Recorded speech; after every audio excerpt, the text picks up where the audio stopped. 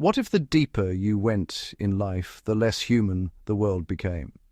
The night the fisherman brought him back, he did not look like the same man who had sailed out at dawn. His hands were trembling, not from the cold, but from something heavier, something that had followed him up from the dark water below. He sat on the edge of the wooden pier long after the others had gone home, staring at the sea as if it had whispered a secret too heavy to carry. His name was Eunice, and the sea had been his bread, his father, and his judge. He was born in a small village where the houses leaned against one another like tired old men, and the wind carried the smell of salt and hunger. As a child, he believed the sea was generous. It fed the village, filled the nets, and taught patience. But as he grew older, the nets returned lighter.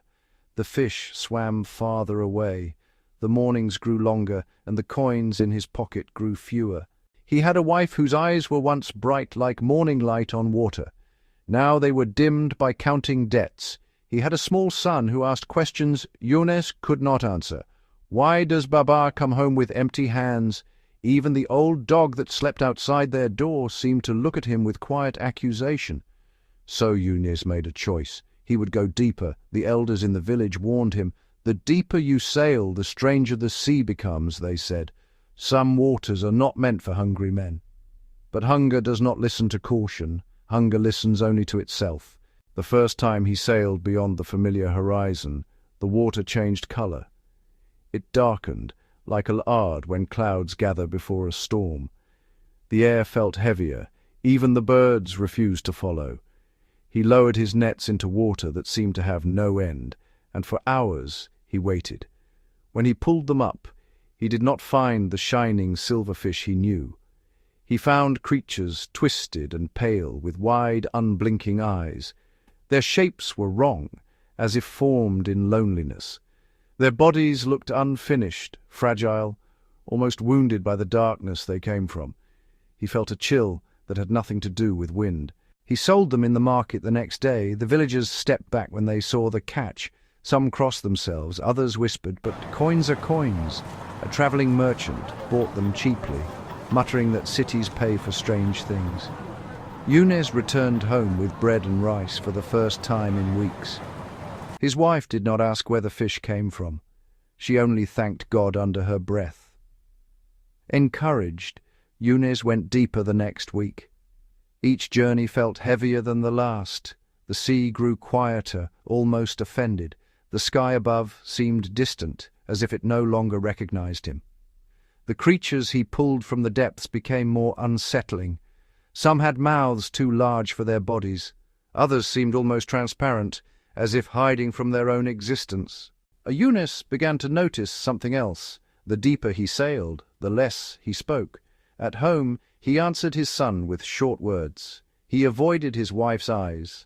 At night, he lay awake, listening not to waves, but to silence, a silence that pressed against his chest. One evening his son followed him to the shore. "Baba," the boy asked softly, "why do the fish look afraid?" Eunice had no answer. He watched the dark water and felt something inside him shift, like a door closing quietly. In the village, others saw his earnings and grew restless. A younger fisherman named Karim decided to follow him.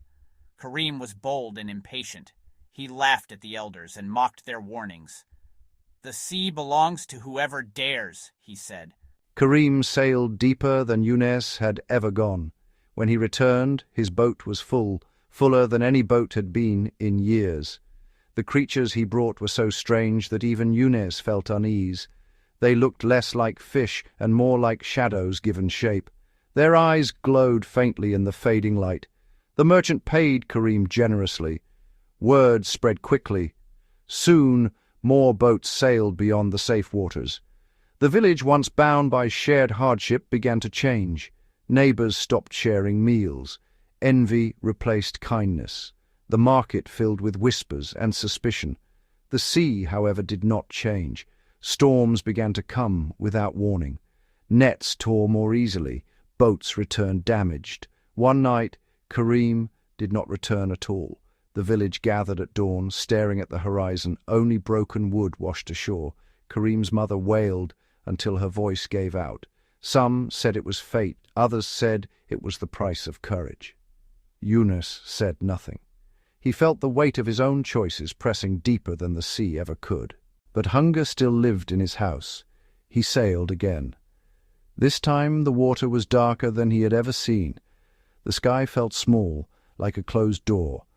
As he lowered his nets, he felt a strange resistance, as if something below did not want to be disturbed.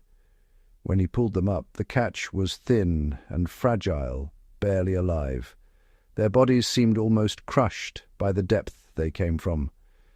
Yunus stared at them and felt a sudden understanding, not of the sea, but of himself. The deeper they lived, the stranger they became.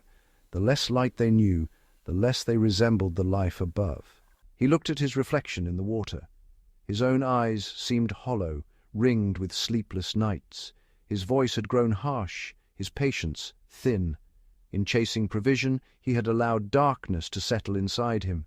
He remembered his father's words, "Not all that can be reached should be taken." When he returned home that evening with a poor catch, his wife did not complain. She simply placed her hand on his arm. It was a small gesture, but it felt like light breaking through thick clouds. That night, Yunus prayed for the first time in months, not for wealth, not for fortune, but for clarity. His son slept beside him, breathing softly, unaware of the battles in his father's heart. The next morning, while others prepared to sail far beyond sight, Yunus repaired his old nets and chose to remain closer to shore. The catch was small, some days it was almost nothing, the coins were few, but slowly something else returned. He began to speak gently again. He laughed once, surprising himself. His son stopped asking fearful questions. Other fishermen mocked him. "You are afraid," they said. Perhaps he was. But fear, he realized, was sometimes a mercy. Months passed. The deeper waters grew quieter, fewer boats dared to go. The merchants stopped coming.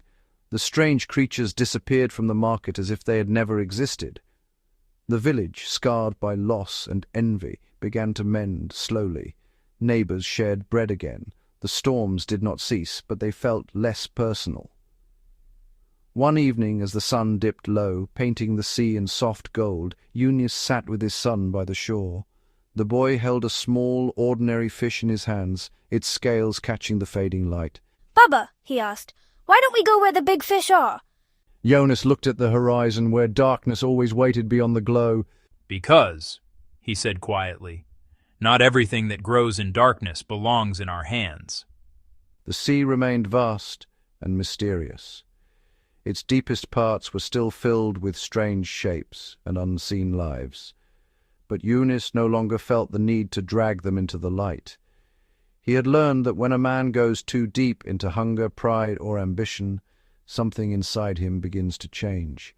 The light grows distant, the shape of his heart becomes unfamiliar, and the deeper he stays, the harder it is to return. That night, as lamps flickered in the village and the wind carried the scent of salt and earth, Yunus felt neither rich nor powerful. His house was still small, his hands were still rough, but his eyes were clear, and sometimes that is the only treasure that survives the deep.